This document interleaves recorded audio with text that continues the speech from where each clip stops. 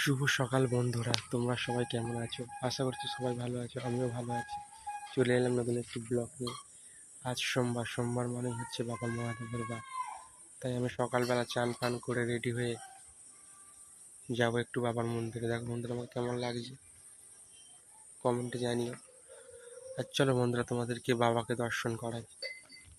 বন্ধুরা, চলে এসেছি বাবার মন্দিরে। দেখো বাবাকে,